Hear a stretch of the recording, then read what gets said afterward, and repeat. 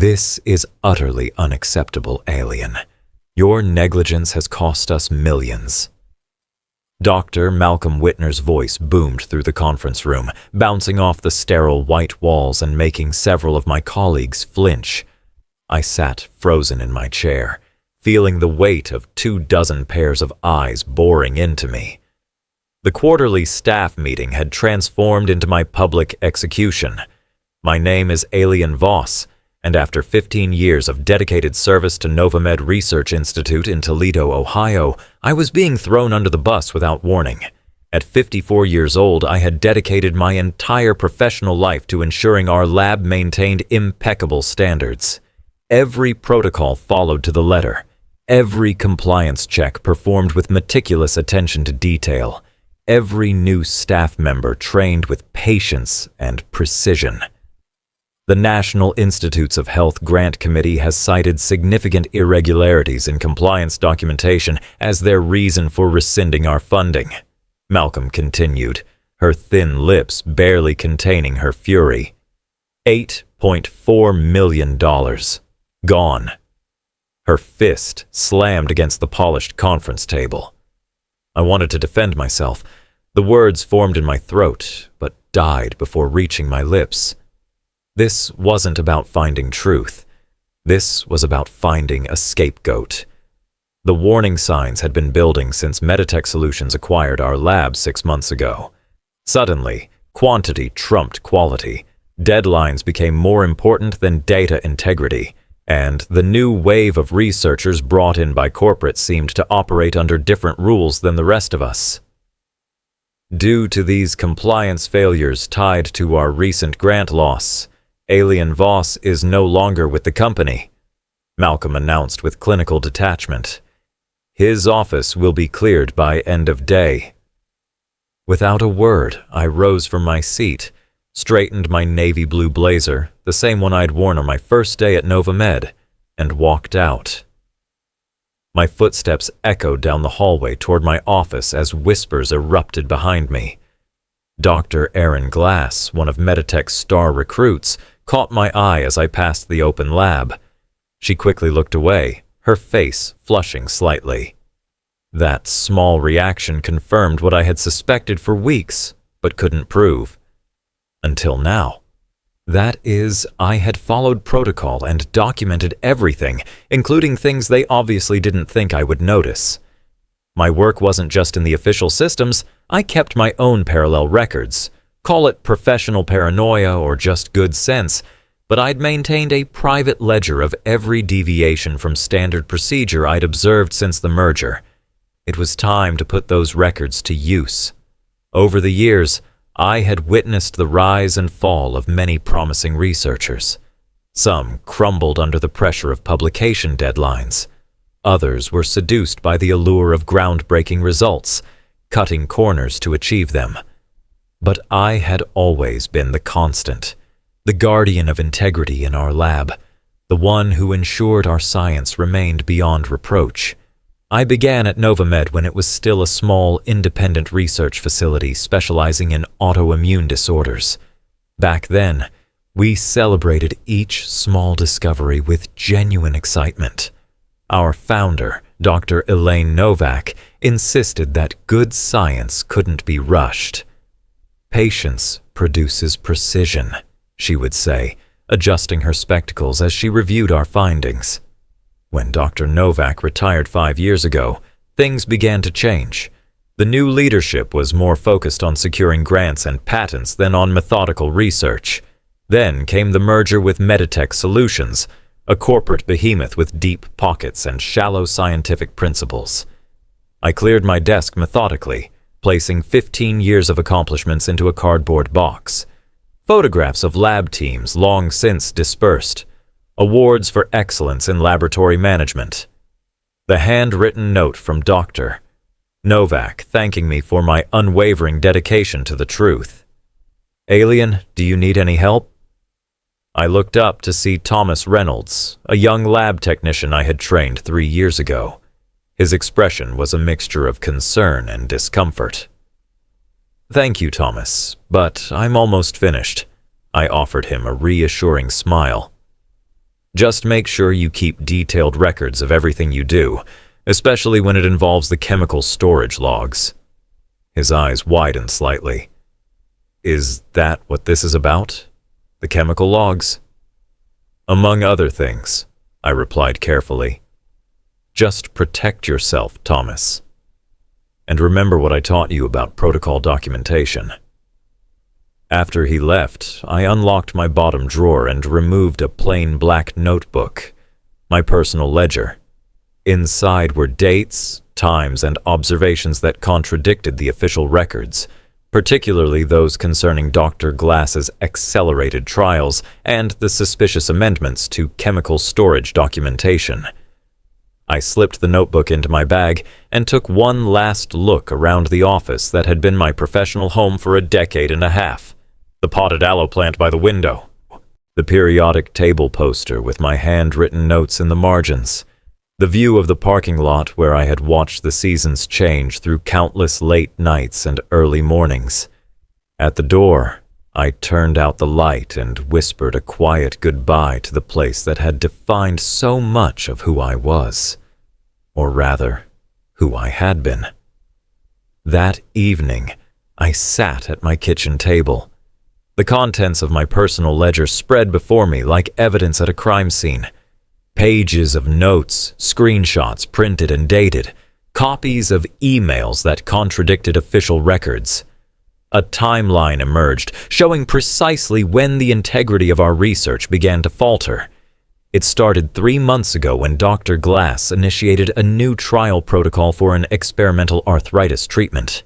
According to standard procedure, certain chemicals required specialized containment and could only be used in specific quantities over controlled time periods. But the official logs showed impossibly short intervals between usage, a clear violation of safety protocols. When I questioned this, I was told by Malcolm that Dr. Glass has approval for an accelerated timeline. No further explanation was offered. Then came the missing data points in our trial results, gaps that were conveniently filled later with numbers that looked too perfect. When I raised concerns about statistical anomalies, I was reminded that Meditex has different analytical standards and that I should focus on operations, not analysis. The final piece clicked when I pulled up my security access logs. On 3 separate occasions, my credentials had been used to approve documentation changes during hours I wasn't even in the building.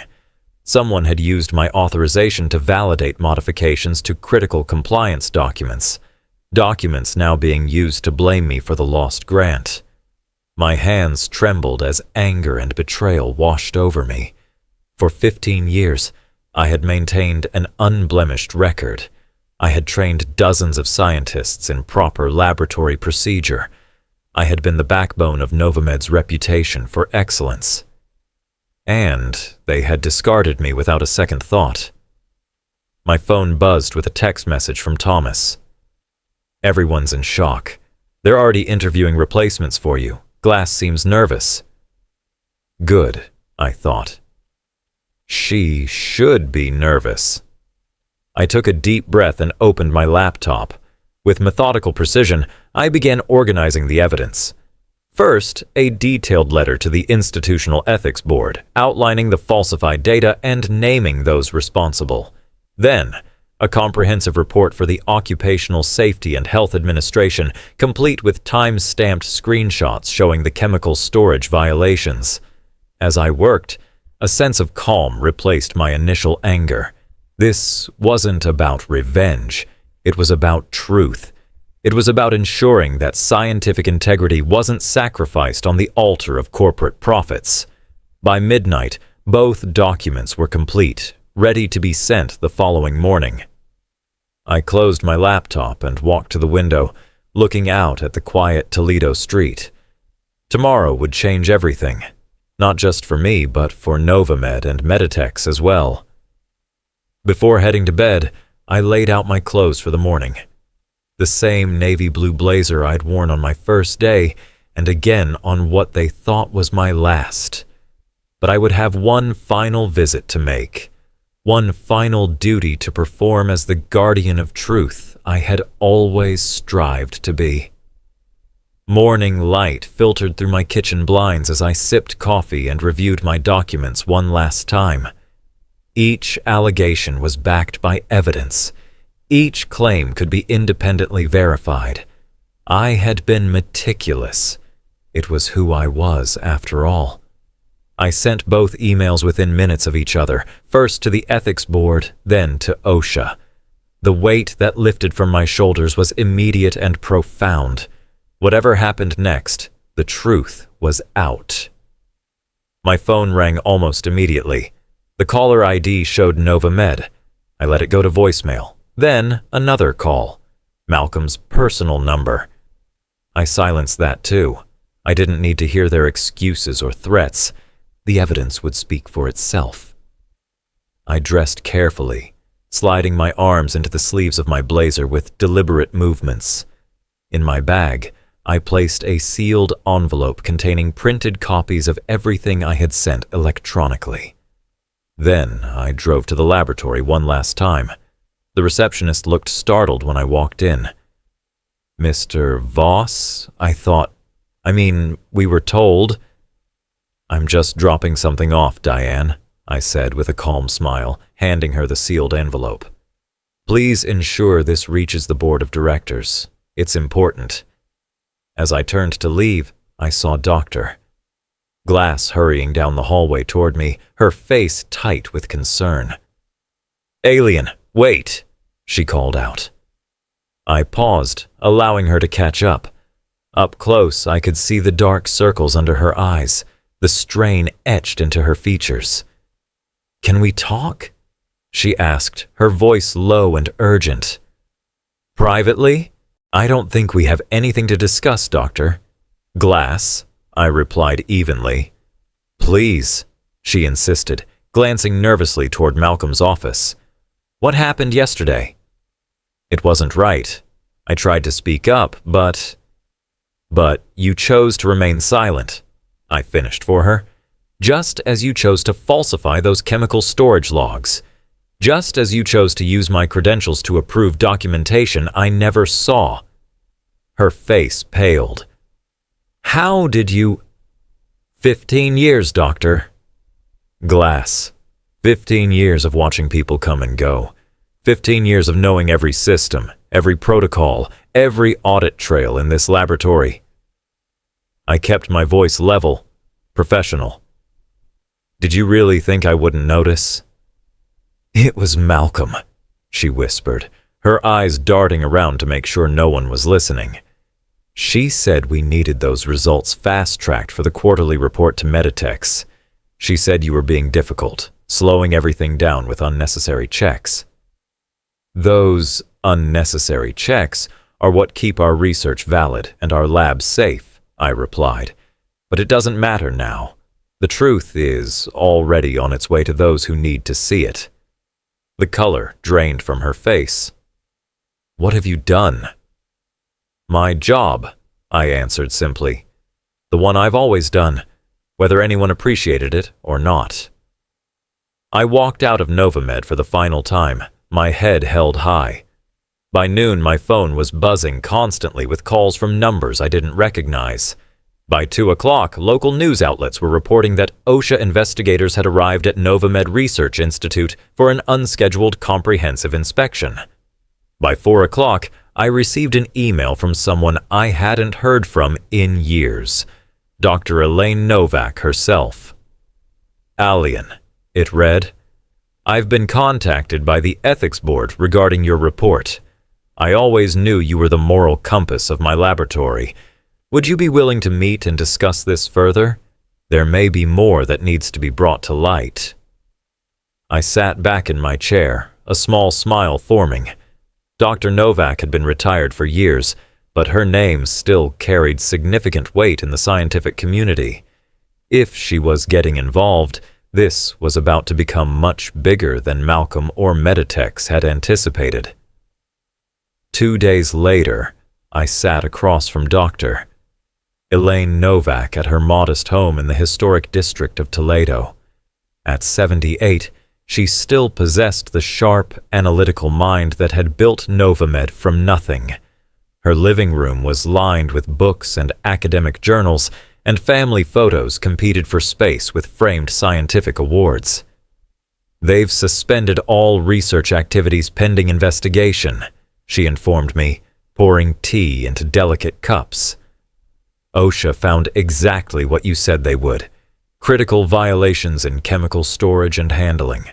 The Ethics Board is conducting their own inquiry into the data falsification." I nodded, warming my hands on the teacup.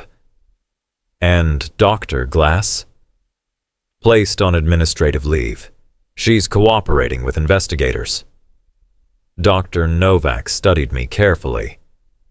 "But there's something else, isn't there? Something you haven't included in your reports." I hesitated. Dr. Novak had always been perceptive. "The grant wasn't rescinded because of compliance issues," I admitted. "At least not the ones they blamed me for." Dr. Novak's eyebrows rose. "Go on." 3 weeks ago, I discovered discrepancies in the preliminary trial data that Dr. Glass submitted for the NIH grant. The patient improvement rates were statistically improbable, too consistent, too perfect. When I checked the raw data against what was reported, I found alterations. I pulled a folder from my bag and slid it across the coffee table. The NIH didn't reject our grant because of administrative compliance issues. They rejected it because someone on their review committee spotted the same statistical anomalies I did. Dr. Novak opened the folder, her expression growing grave as she reviewed the contents. And Malcolm knew this. She had to.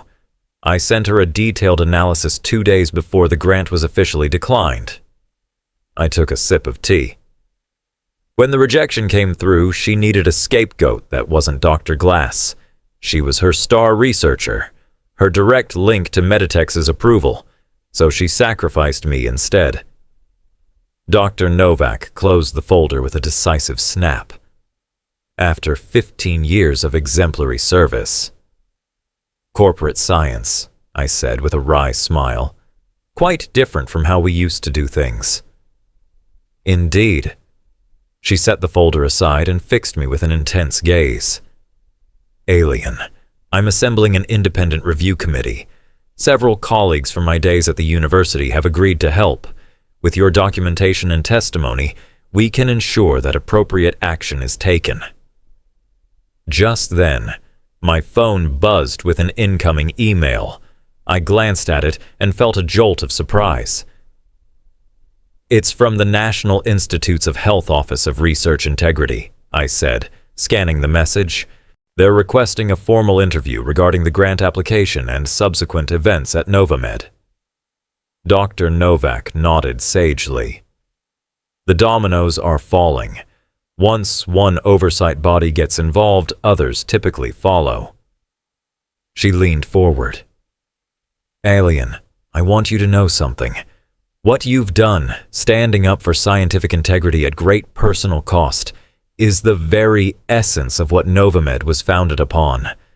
I'm deeply sorry that the institution I built failed you so profoundly." Her words touched me more than I expected. For the first time since this ordeal began, I felt tears threatening. "Thank you," I managed, composing myself. "That means a great deal, coming from you." As I drove home from Dr. Novak's house, my phone rang again. This time, it was a number I didn't recognize. "Mr. Voss, this is William Harrington from the University of Michigan Medical Research Division. Dr. Novak suggested I call you. We're looking for someone with your expertise to oversee laboratory compliance and ethics training for our staff. Would you be interested in discussing the position?" A sense of vindication washed over me. This wasn't just about exposing wrongdoing. It was about finding my place in the scientific community again, somewhere my values would be respected. The University of Michigan interview went remarkably well. As I discussed my experience and philosophy regarding laboratory ethics, I could see the respect in the committee members' eyes. They weren't looking at me as a whistleblower or a troublemaker. They saw a professional with unwavering standards and the courage to uphold them. Your recommendation from Dr. Novak carries significant weight, said Dr. Harrington as he walked me out. But your handling of the Novamed situation demonstrates exactly the kind of ethical leadership we need. I left with a formal job offer. Director of Research Integrity and Compliance Training. The position would allow me to develop protocols and train researchers across multiple departments, ensuring that scientific ethics remained paramount throughout the university's research programs. Meanwhile, the situation at Novamed continued to unravel. Local news outlets reported that OSHA had issued citations for 27 violations, including several classified as serious.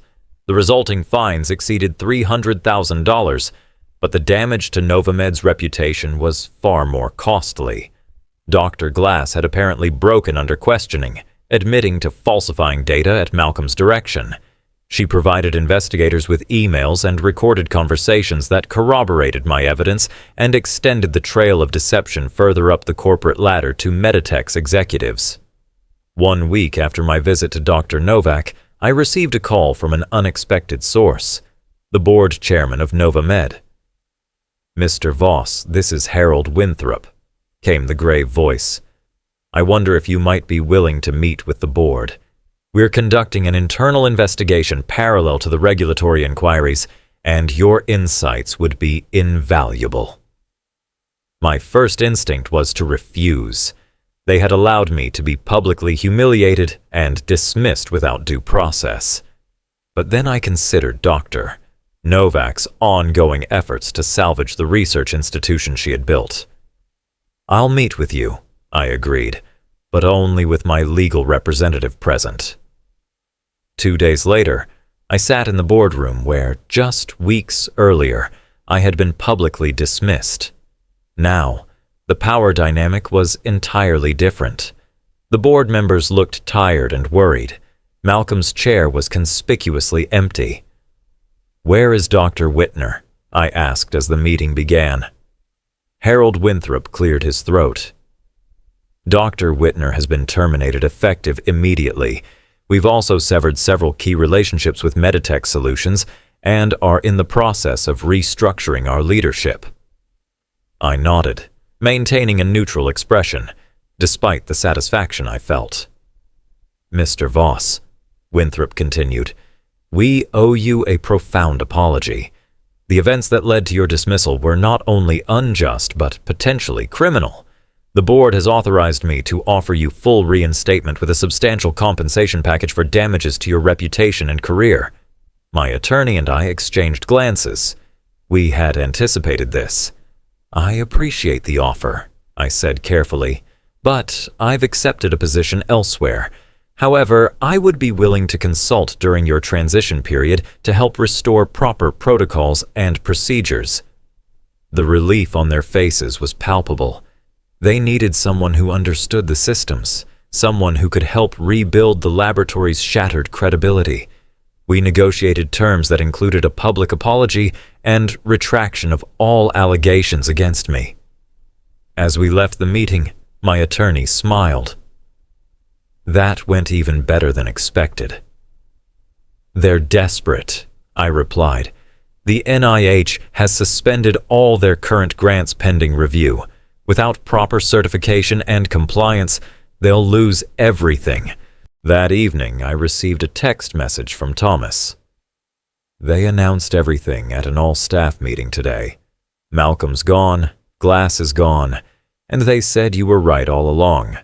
Several people applauded. Wish you could have seen it." I smiled at the message, but didn't reply immediately.